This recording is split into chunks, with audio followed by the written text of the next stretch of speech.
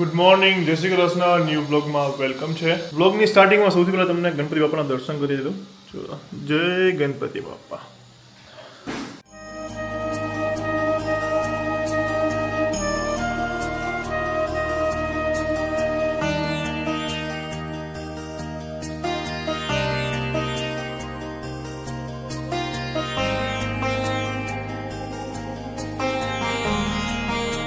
આરતી થઈ ગઈ છે. ચાલો બધા આરતી લઈ લ્યો. ચાલો પપ્પા, જય શ્રી કૃષ્ણ. જય શ્રી કૃષ્ણ. બોલો. બધા ગણપતિની આરતી થઈ ગઈ. 9:30નો ટાઈમ રાખ્યો છે. સોસાયટીના બધા મેમ્બરો આવે છે અને પ્રેમથી બધાય આરતી ઉતારે, પ્રસાદી ખાય ને રાત્રે તો છોકરાઓ બહુ આવે બધા સોસાયટીના ને મોટા. રાત્રે તો આખું ઘર ભરાઈ જાય, બહાર ઓસરી ભરાઈ જાય, મજા કરે છે બધા મજા કરે. ચાલો તો તમે સુવિચાર રેડી કરો. આજનો સુવિચાર થઈ જાય છે સ્ટાર્ટિંગમાં જ, બરાબર? ત્યાં સુધી હું મમ્મીને મળીને આવું. મમ્મી મારા માટે બનાવે છે ચા ભાખરી. જય શ્રી કૃષ્ણ. જય શ્રી કૃષ્ણ. જો ચા બનાવે છે, ભાખરી બની ગઈ છે. મારી છોકરી વિનાનું સોનું છે, એ આવી નહીં, એનો વાય એવું નહોતું ગણપત દાદામાં, એટલે કઈ આવી નહીં, એની વિનાનું સોનું થઈ ગયું છે. એક ખામી છે અમારી એક.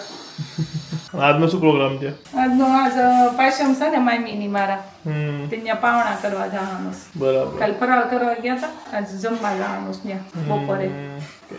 ગણપત દાદાને ભોગ કરી છે બનાવી. બધા કહે છે ખામી છે, પણ ખામી છે જ અમારે. પ્રમોશન હતા થોડા અને આ એનું હતું થોડી અગવડતા એટલે બોલો સુવિચાર. ચાલો મસ્ત સુવિચાર બોલते હોય છે. કહેવામાં તો બીજું કાંઈ નહીં. આજે ફર્સ્ટ ક્લાસ એક સુવિચાર આપી દઉં. અને અમારે એક વ્યક્તિની, અમારા સભ્યની ખામી છે. એમને એક થોડુંક ઓલું લાગે કે આ દિરાવી આવી ના શકી, એના અમુક પોતાના ઓલાથી છોકરી ભાઈ. હા કામકાજ હતું અને અગવડતા આવી ગઈ એટલે ના આવી. આજનો સુવિચાર એ છે કે ભક્તિ અને દોસ્તીની અંદર બેયમાં તાકાત છે. ભક્તિમાં અને દોસ્તીમાં બેયમાં તાકાત છે. ભક્તિમાં શ્રી રામે હનુમાનજીને ગળે લગાડ્યા હતા. હનુમાનજી એટલી ભક્તિ કરી એટલે ભગવાન રામ એને મળ્યા હતા. અને દોસ્તીની અંદર કૃષ્ણએ સુદામાને ગળે લગાડ્યા હતા. અને દોસ્તી હોય તો સુદામા અને કૃષ્ણ જેવી, અને ભક્તિ હોય તો રામ અને હનુમાનજી જેવી. એટલે આ બેયમાં તાકાત છે. એટલે એટલું ધ્યાન રાખજો કે દોસ્તી અને ભક્તિ બે હંમેશા રંગ જ લાવે છે. સાચી વાત, સાચી વાત. મસ્ત. કેવો લાગે સુવિચાર કમેન્ટ કરજો. બ્લોગમાં બન્યા રહેજો. અમે આજે જમવા આવી ગયા છે. જો અમારી બેન લીંબુના ભજીયા બનાવે સુરતી, સુરતમાં વધારે બનાવે. કા બહુ બનાવે ને? બહુ બનાવે. અને આ ભાઈ બી હું બનાવે છે મકાઈના ગોટા. હું બનાવો છું પણ મકાઈના ભજીયા. એ ફેમસ છે મકાઈના ભજીયા. કારીગર ઈ કાઢે છે. તમે આવી? અમે બે ઓલું કરી ચાખવી છે. અહીંયા જમવા બેસી ગયા છે બધા.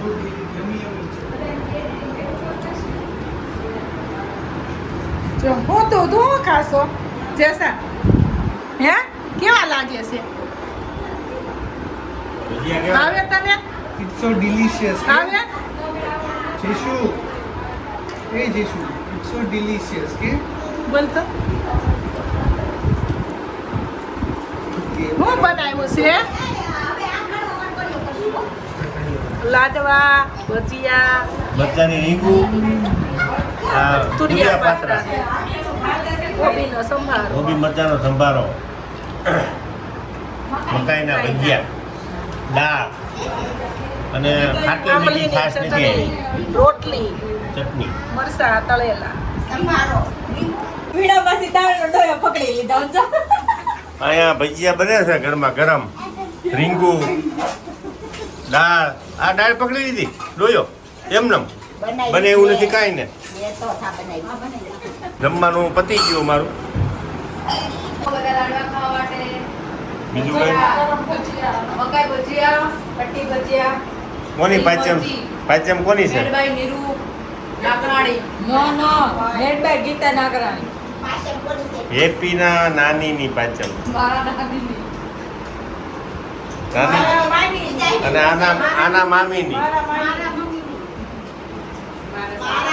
અને આના મમ્મીની મારા આઈજી અને સાસુ. આઈજી સાસુની.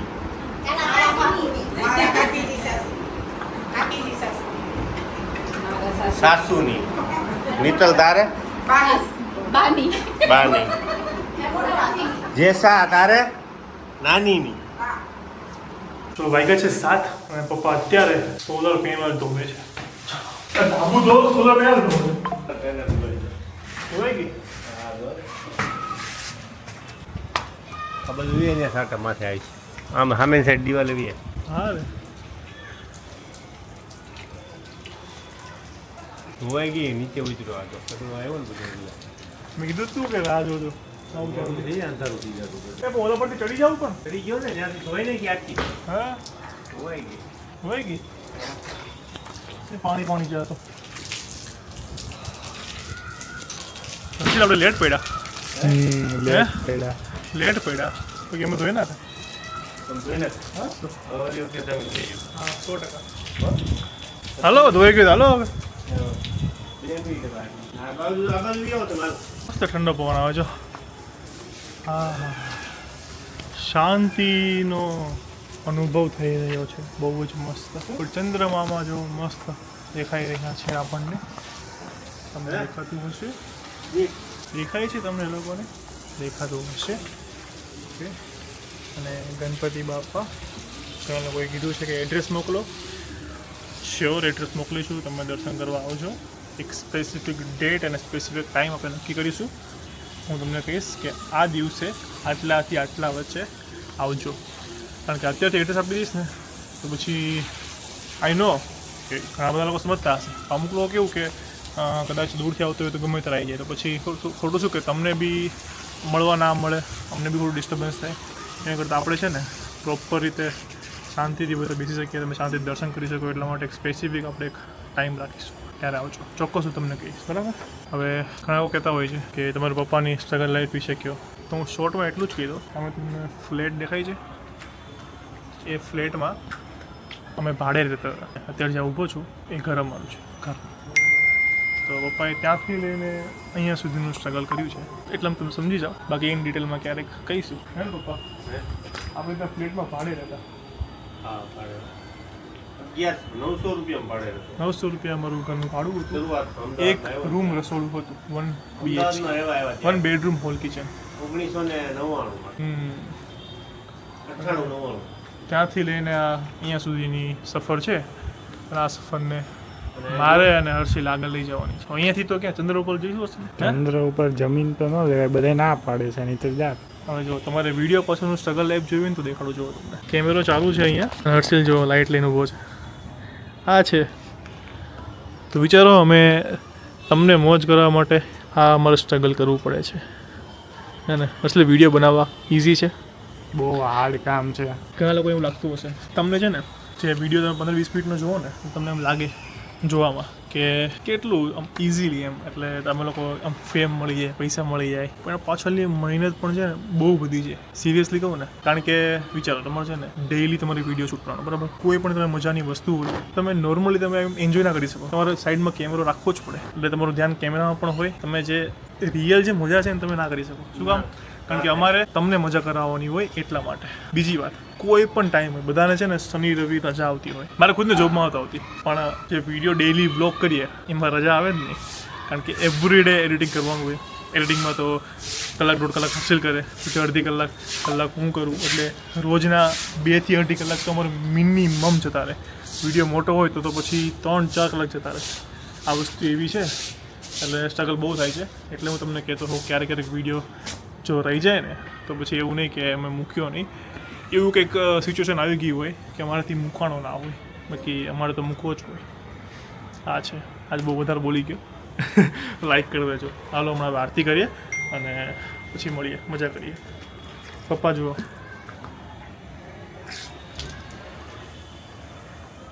જય શ્રી કૃષ્ણ બધાને. સાબુ જોયું? ધાબુ ધોયું. સાબુ ધોઈ નાખ્યું. નાનો હતો ને તે હર્ષિલને ધાબુ ધોતો. હવે આ મોટું ધાબુ ધોવાનું થયું. નાનું ધોવું ધોતો એટલે એનો મિનિંગ એ છે કે હર્ષિલને ધોતા ને એટલે એમ કહેતા કે ધાબુ ધોયું. હર્ષિલને ધોતા ને એટલે એનું કોડવર્ડ કર્યો તો ધાબુ ધોયું.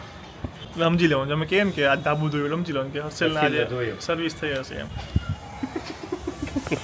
હર્ષિલની સર્વિસ બહુ થતી નાનો હતો ને ત્યારે સખત સર્વિસ થતી કારણ કે એ હતો જ એવો તમે સર્વિસ ના હજી કરો એવો ને તો છે એ તમને પણ સર્વિસ કરવાનું બંધ થાય હજી એવો જ છે પણ હવે સર્વિસ ન કરે ને કે એ આપણી સર્વિસ કરે એવો થઈ ગયો તો હવે સાચી વાત છે ઓકે તો ઘણા લોકોની કમેન્ટ હતી ગણપતિ બાપાને છે ને ખેસ પહેરાવો આજે જો પપ્પા અને મમ્મી બે ખેસ લઈ આવ્યા છે તો ઓકે પહેરી દીધો ખેસ અને બરાબર ને આ નાના ગણપતિ લગાવ્યો જ છે ખેસ છે ને અને હવે સાઈડમાં રાખ્યો છે એને આપણે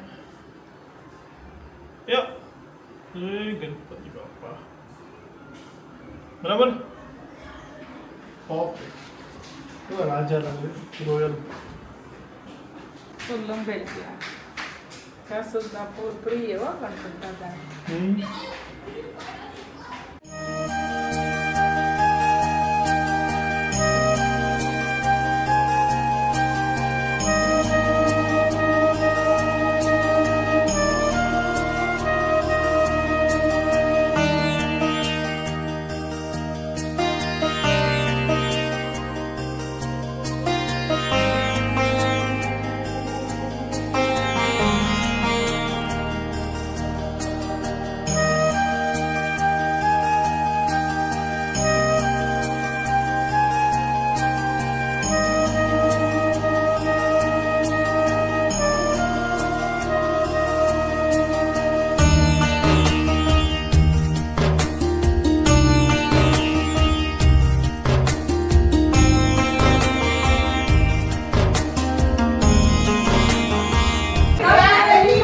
ગણપતિ બાપા હીરો ગણપતિ બાપા બ્યુટીફુલ ગણપતિ બાપા હોટલમાં ગણપતિ બાપા હોટલમાં ગણપતિ બાપા આપણા गणपति हमारा है